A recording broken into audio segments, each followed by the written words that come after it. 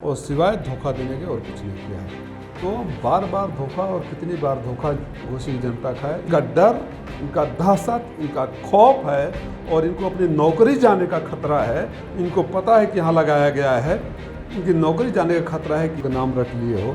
मैं ओम प्रकाश राजभर को आपके चैनल पर चुनौती दे रहा हूँ कि आप सरकार में रहे हैं और मंत्री रहे हैं, आपने अपने विभाग में कितने राजभर, इस बच्चों को छोड़ दीजिए, कितने राजभर अति पिछड़ी जातियों को बेचारे क्या करें। उनको ऊपर से डांट पड़ रही है, कितने दिन से तुमको भेजा गया है, भीड़ इकट्ठा नहीं कर पा रहे हो, आधा कैबिनेट वहीं पर पड़ा हुआ है, कुछ कर नहीं पा रहे हो।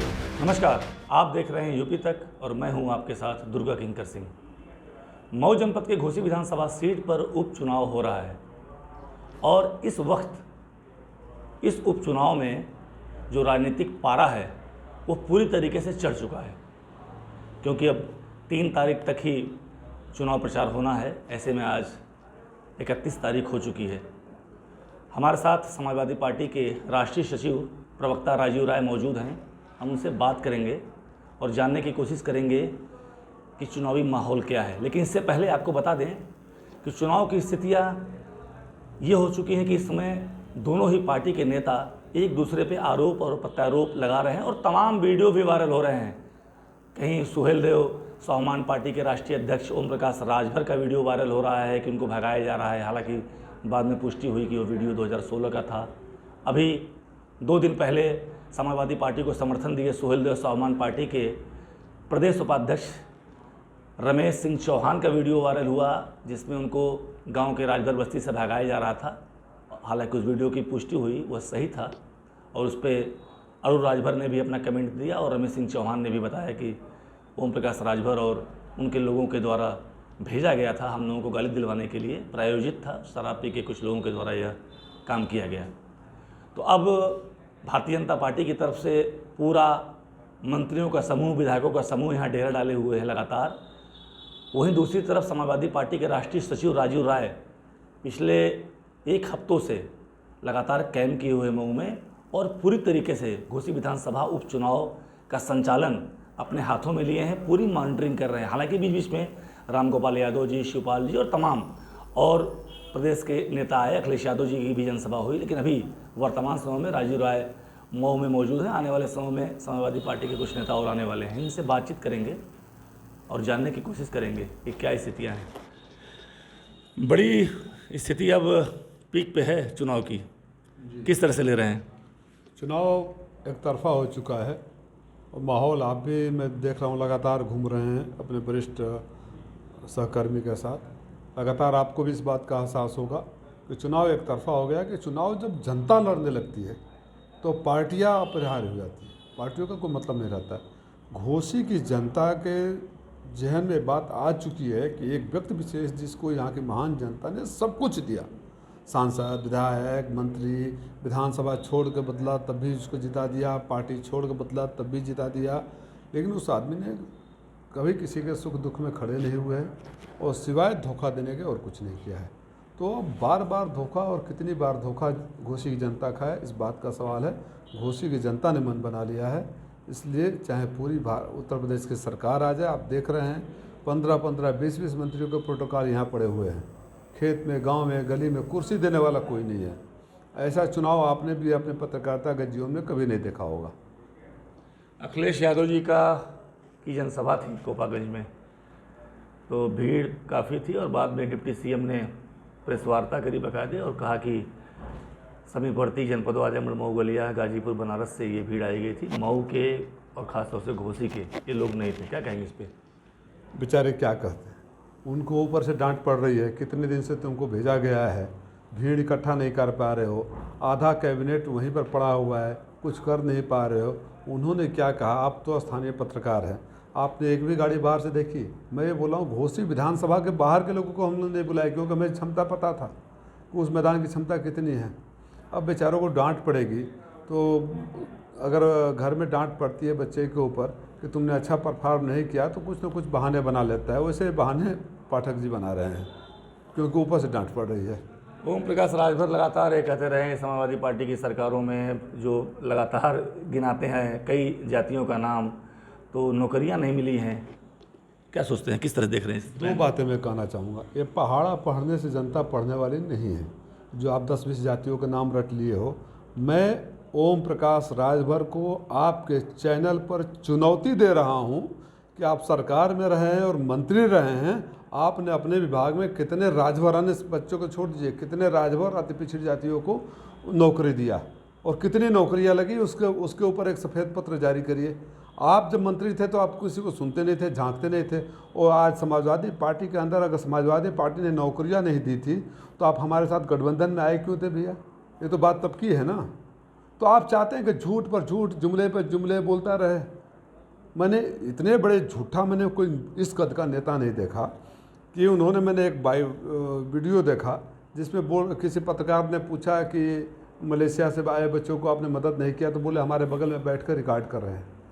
ओम प्रकाश राजभर से पूरी ज़िंदगी में मेरी 3 मुलाकात है। एक यहाँ हल्दरपुर के मैदान में, दूसरी ममता बनर्जी जब बनारस एयरपोर्ट पर आ रही थी तो हम लोग रिसीव करने गए थे तो वहाँ आ गए, और तीसरी जब अखिलेश यादव जी के कार्यालय में अपने विधायकों के साथ इंतजार कर रहे थे तब।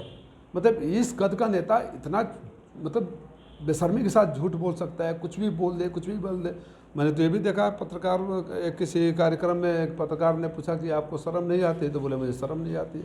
तो घोसी की जनता बेशर्मों को जगह भी नहीं देगी। अब समाजवादी पार्टी को समर्थन देने वाले और ओम प्रकाश राजभर की पार्टी से अलग होकर अपनी पार्टी बनाए महेंद्र राजभर की सुहेलदेव स्वाभिमान पार्टी के राष्ट्रीय उपाध्यक्ष, राष्ट्रीय प्रमुख महासचिव बलिराज राजभर, ये लोग गए हुए थे एक गांव में, राजभर बस्ती में, और एक वीडियो वायरल हो रहा है कि राजभर लोग वहां से भगा रहे हैं। संज्ञान में है आपके ये मामला? ये सब स्टेज मैनेज यही सब 3-5 करते रहे हैं, ये सब 3-5 यही करते रहे। मैं फिर बोल रहा हूँ, बुनियादी सवालों पर आ रहा हूँ।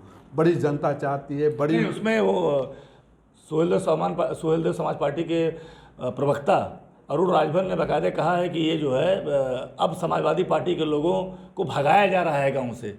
तो एक बड़ा उन्होंने एक बयान जारी किया है कि जिस बच्चे का आप नाम ले रहे हैं, मैं उसको इस बात के लिए धन्यवाद दूंगा कि तुम्हारी वाणी ने हमारी जीत को आसान कर दिया। घोसी और मऊ की जनता संस्कारी है। जिस तरह से दोनों भाई बेकाबू होके लगातार बयान उल्टे सीधे दिए जा रहे हैं, वो हमारी जीत को आसान कर रहा है। और मुझे नहीं लगता इससे ज़्यादा उनकी अहमियत है कि मैं उनकी बातों का जवाब दूं। मैं ये कहना चाहता हूं कि आप, फिर बुनियादी सवालों पर आऊँगा, जो आग बक बक बक बक बक बक चुनाव में करते रहते हो, मैं फिर आपसे पूछ रहा हूँ, जब अफ्रीका में बच्चा मरकर पड़ा था आपके समाज का, आपने पूछा तक नहीं।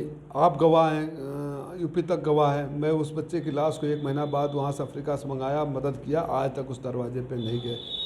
जिन बच्चों की वीडियो रिकॉर्डिंग की बात कर रहे हैं, बच्चे ही आपके सामने आपको इंटरव्यू दिए हैं। आप अगर किसी के साथ करोगे नहीं, चुनाव में आ जाओगे बड़बड़ बड़बड़, कभी इस दल कभी उस दल, यहाँ वहाँ जहाँ तहाँ, मत पूछो कहाँ कहाँ, तो वो चलेगा नहीं। ये भारतीय जनता पार्टी के तमाम नेता, मंत्री, प्रत्याशी कह रहे हैं कि इस चुनाव हम बहुत भारी मार्जिन से जीत रहे हैं।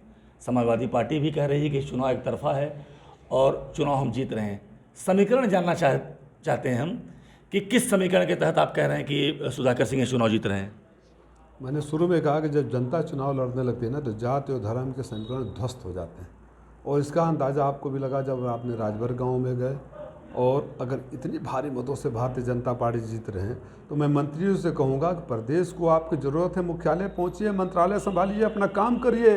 यहाँ गली गली गांव गांव क्यों घूम रहे हैं?